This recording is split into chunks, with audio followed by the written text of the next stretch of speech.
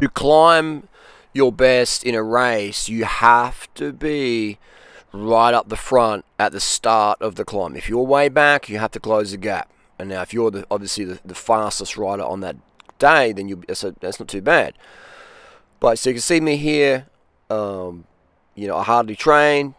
I'm just, I'm a wicked warrior. I'm one of the oldest guys in this bunch. This is a big bunch. This bunch is way, stretches right up behind me. I've cut into the front bit there, just sat behind certain riders that I know are going to do a certain time, and the guys behind me are slower than me, so I'm going to sit in front of them. And otherwise I have to go around them, and that's going to put me at a disadvantage to the faster riders in front. So I'm going to sit on a few wheels here of guys who are faster than me, who have posted recently fast times like the climber. And I know who I'm riding with, etc. So if in a race situation, you're going to know, who's who pretty much. If you're a racer, you just know who's who. If you're in the scene, in the circuit, etc. Now, cycling's a very sport based on aerodynamics. Drafting. Let's call it drafting. So you need to know who's going to get dropped and who's not. This rider here, in the orange jersey, I know he's going to pop. He always pops. So some riders mentally are quite weak. Some riders are mentally strong, etc. I know this guy here, the full black kit. He always goes pretty good. I know if I'm in the bunch, he's always going to put in 100% max effort. So this is great. It's a bit of banter, and it's good motivation for training. People have a bit of banter, a bit of grudges for whatever reason. It's all good. But this is Northern Summer, and we are absolutely motoring up here. We are motoring. We're not doing, Phil Gaimon, magic cookie watts pace-wise, but we're still zipping along here, and all the guys behind me pretty much have been shredded off the back, just spat out the back like popcorn off the cob. And I'm definitely in the hurt box. This is where I just started taking D-bol, so my legs are exploding. My blood vessels in my legs are just pulsing out of my eyeballs.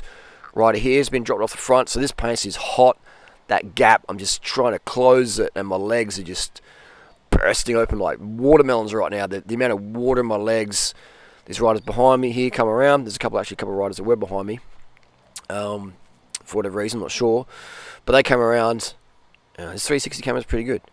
So I'm just, creeping at this moment. The riders behind me can maybe sense that, and they're going to move around me. But maybe thinking, what's Harley doing? We'll just sit on him a bit longer. And so there's a gap in front of me, which we'll see in a second, which is starting to open up.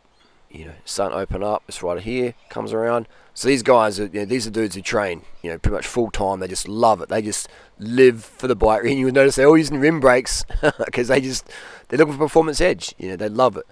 And so these guys are all the fastest guys. Some of the fastest riders in Australia in terms of performance. That guy in the orange jersey just absolutely exploded, pop out the back. And all these guys are really, really lean. I mean, the camera doesn't show how lean they are, but they're all very slight, slender, slim twinks of guys. Which is what you got to be to be a fast road cyclist. That's just what's going to happen to your body. You're going to shred down. Well, like it or not, you're just going to shred down upper body. It's just going to dissipate off your bones. So at this point, the surge up the front, you got the A grade riders, Div 1. These guys are all Div 1 hitters, and we just look at how fast we're going past other riders. You basically have to keep your head up, because if you crash in the back of another rider who's going slow, you can both do yourself some damages there. So now the gap's really opening up. The big surge. And I am just, my legs are absolutely maxing. My breathing is heavily laboured. I'm just doing my best to hold it in. I'm just thinking about excuses I can say while I've been dropped.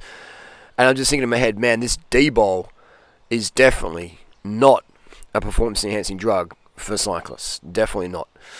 So yeah, there you go. That's just the proof there right now that D-bol. That's why people are like, what?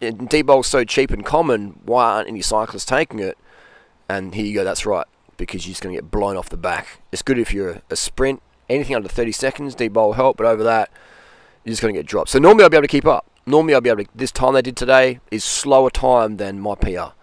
So normally I'll be able to keep up, but today we had the D-bol legs, had a good warm-up, all other things good. But yeah, so whatever compounds you're using, make sure that they help you with your sport versus detract from your sport.